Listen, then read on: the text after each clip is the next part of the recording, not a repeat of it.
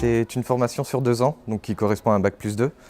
Et ça permet une double compétence, une commerciale et une autre avec un champ professionnel sur les végétaux d'ornement. On est la moitié du temps en entreprise, en stage, et l'autre moitié à l'école. Donc ça correspond à une trentaine de semaines et une quarantaine à l'école. On apprend toute la technicité, que ce soit du commerce ou des plantes. On l'applique quand on est en stage.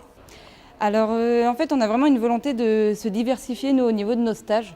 Donc en première année de BTS, on va surtout être basé sur des stages en production, des stages en commerce. Et donc la première année de BTS se conclut par un stage à l'étranger. Donc pour ma part, je suis partie au Pérou et c'est vraiment une possibilité de se diversifier et de découvrir beaucoup de choses. C'est une formation qui est accessible à tous, mais qui va quand même nécessiter une bonne motivation et pour l'inscription, un suivi par le biais de post-bac. À la MFR de la Ferté-Macé, c'est convivial et puis on est bien entouré par nos formateurs. Et puis le système de classe et pistage, ça permet d'être prêt pour l'avenir. Avant le BTS, donc j'ai fait un bac pro en animalerie. Moi j'ai fait un bac scientifique et puis après je pense continuer sur une licence. Moi avant d'intégrer le BTS de la Ferté-Macé en technico-commercial, j'ai fait un bac en production horticole. Ça me permet de varier et suivre les plantes tout au long de leur culture.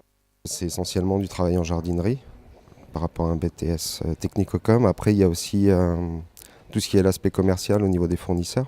Il y a aussi le travail de terrain.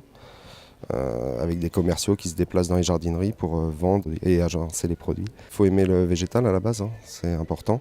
Et après, il y a cette prise de risque au niveau des commandes aussi qui est assez intéressante en fonction du temps, en fonction de la saison.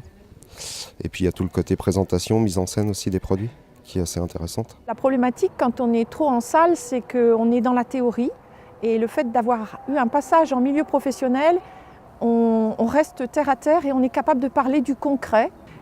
Ça leur donne une certaine spécialisation tout en étant dans une formation qui sera plutôt générale. On a beaucoup plus d'offres d'emploi que de candidats à mettre en face.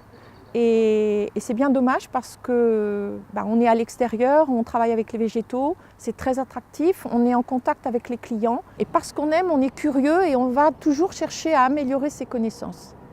Et une fois qu'on a le virus, c'est gagné. À bientôt sur tvie.tv.